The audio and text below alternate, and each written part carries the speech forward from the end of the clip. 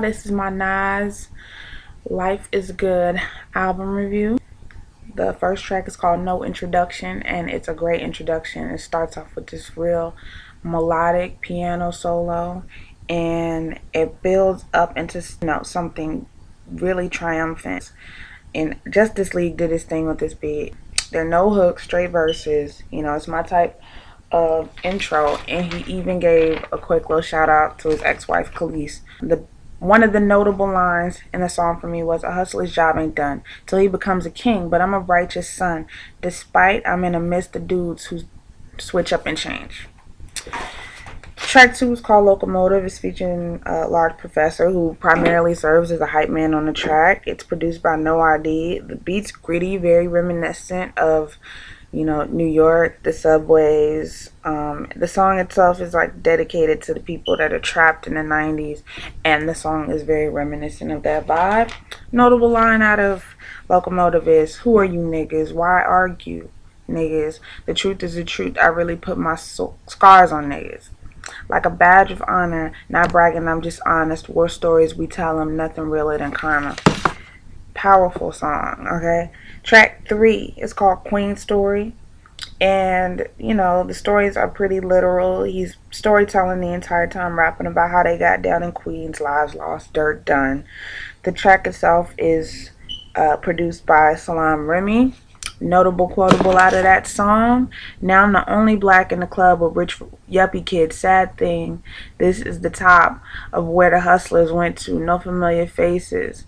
Ain't gotta grab a musket." Track 4, Accident Murderers. It features Rick Ross.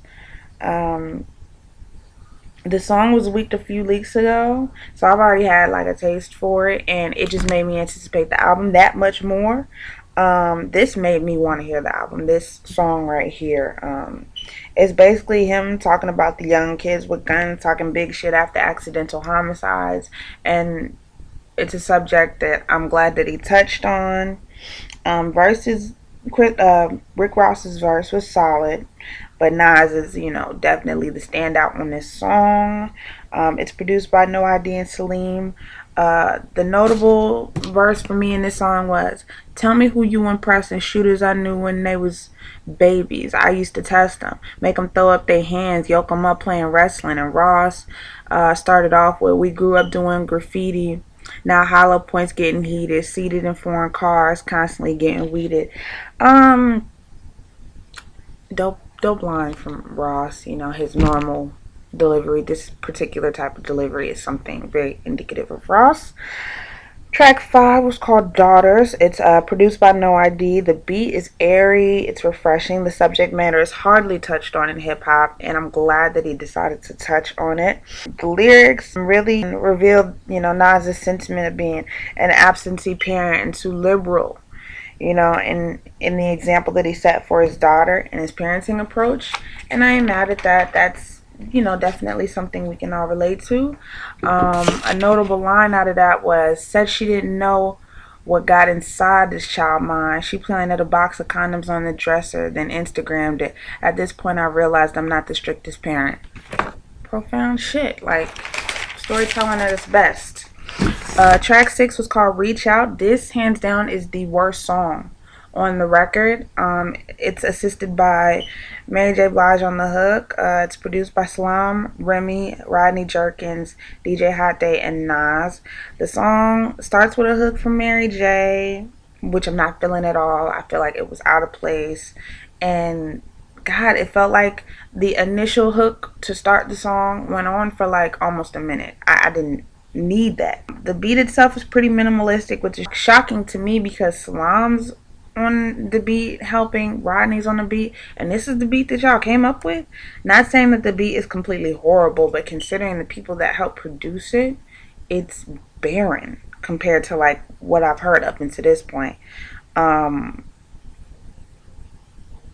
As far as like Nas's lyricism on the song, he didn't do a lot for me on this song either. I got this notable verse out of it. "Can see myself at presidential campaign dinners, but I'm passing the blunts around with a bunch of gang members." So Track number 7 brings back up, you know what I'm saying, my expectations. It's called World's in Addiction. Anthony Hamilton is on the hook, and it's produced by Salaam Remi. This track is so moving, and Anthony's hook was soulful, and Nas is basically telling the story of worldly addictions and how the world's basically just falling apart underneath our feet. A notable line out of World's in Addiction is, "Thou shalt not be selfish. Real nigga commandment. Met a billionaire who has everything but a fear of guess how angry this man gets. Has so many bad chicks in his bed. Strange sex, same sex. Has addictions that are sadistic." Again, moving stuff. Track 8, Summer on Smash, features Miguel and Swizz Beatz. You don't really hear Miguel on the song like that much. He's on the hook with Swizz. Nas is smooth on this song. Swizz's hook ain't that bad either. Nice little summer joint, you know what I'm saying? No auto-tune, so that's cool. Like I said, it's another one of the tracks that are kind of forgettable. It's not horrible, but then again, it's just like, compared to everything else, you know, it's just eh. So, a notable line out of Summer on Smash: "It's the summer, women are damn near naked. It's single season, they choosing who to mess with. I just smashed another belt for the record." You know, literal stuff. Track 9, sorry. It's called "You Wouldn't Understand," and it's featuring a singer named Victoria Monet. The song was produced by Buck Wild. Monet's hook was dope, refreshing, chill. The beat was, you know what I'm saying, nice and chill. He's painting pictures of, like, you know what I'm saying, the young, flashy New York nigga. You know what I'm saying? He's in rare form. Shouts out Jeezy and Hove. It's a feel-good song. A notable line out of it was, fucking the whole second verse was notable. You know what I'm saying? I would say this is Illmatic, Stillmatic, Godson, you know what I'm saying, Nas right here. The picture painting is everything that you want in a storytelling joint, you got on this song. Love this song. I couldn't just pick one line. Track 10 was called Back When. Again, the beat screams of nostalgia, just like the song screams of nostalgia. More storytelling from Nas. A notable line: "It's a call. A fake today is hate. Real niggas extinct. Pac left me in a rap world with niggas that wink at other rappers, undercover niggas, spit every way. Won't be surprised if all they rhymes have federal plates." And then he said, "Real name, stage name, same thing. How could you let these niggas claim king?" Great. Awesome. Track 11 is called "The Don." This song was released also. There is a video for it. Again, more stuff just to anticipate the album. Salaam Remi, Heavy D, and the Interns produced it. The song's braggadocious. You know what I'm saying? He shouts out to the overweight lover on the beat. Talks about his hard past, his luxurious present. The beat switch up on verse 3 is amazing, and I think that the switch up is "The World Is Yours," if I'm not mistaken. The beat is crazy. Like, the instrumental alone made me love this song. A notable line out of that song: "Every tap means something. That's my word on my body." Track 12 is called "Stay." It's produced by No ID. It's real saxophone heavy. The silent intro runs a bit long, but it's a good beat nonetheless. Forgettable compared to the other stuff on this album, because at this point, like, there's pure gold, you know what I'm saying, for the most part on this album.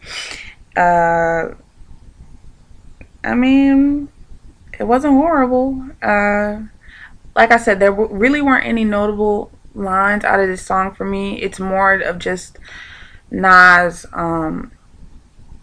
storytelling about love-hate relationships, how you have situations with people where you really hate them. In your heart of hearts, you hate them. But it's almost like you can't live without them because you have a love for them too. Track 13, it features Amy Winehouse. Salaam Remi produced this track as well. And this is essentially an Amy Winehouse song with Nas on it. The beat is real retro, something that Amy would have really done her thing on vocally. And, you know, it's laid back, it's chill. And the song just talks about life being good. Literally, it's a song about things being okay, things being good. I think, you know what I'm saying, with her passing, it was a good way to pay homage to Amy. And Nas did his thing on it lyrically. He had a line where he said, "The noise in my head, the curse of the talent, strong communicator." Good line, I liked it. Track 14, which is the last track, unless you have the version with 3 extra tracks on it. I didn't review those because this is like essentially what's going to be in stores. The last track is Bye Baby. It's produced by Salam Remy and Drake's main beat guy, 40. And it's real R&B influenced.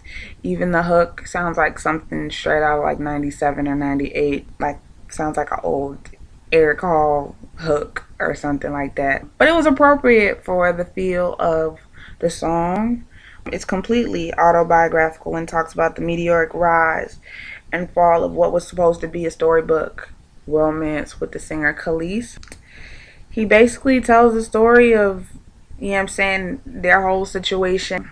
Notable line for me wasn't really a quote, but him talking about how she went ham on the police in Miami because they were racist, and how it was like the highlight of his life, you know what I'm saying, to have his wife hold him down. So all in all, out of 14 tracks, I'd say only one was completely like trash, if you want to say that, and maybe 2 were a tad forgettable. But out of 14, this album is solid. It's a good listen from top to bottom. I thoroughly enjoyed it. I liked it so much I plan on purchasing it, and I haven't purchased the CD in a while. If you had to ask me to grade the CD, I'd give it an A minus, a B, B plus. It's arguably the best hip hop album of 2012. As a matter of fact, I'm just gonna go ahead and say it. It's the best hip hop album of 2012. I don't see anyone topping it. I believe Ludacris has an album coming out later this year, but to get a Nas album that's this good, I don't think a Nas album has been this good since probably God's Son. So I thoroughly enjoyed every bit of this album. I enjoyed reviewing it. I enjoyed catching my favorite lines. The album itself comes out on the 17th. So please go ahead and purchase that, because this is real hip hop. He's taking it back. And for the people who are saying that Nas is stuck in the past, I don't give a fuck, because this sounds like everything we need right now. We're living in a world of Futures and 2 Chainz and French Montanas and Maybach and YMCMB. This was so needed. So if you haven't heard it already, like I said, it's leaked. It leaked a while ago actually, but I just got my hands on it 2 days ago. But the album itself comes out on the 17th. I'm gonna buy it. I hope you will too. And I'll see y'all in my next video.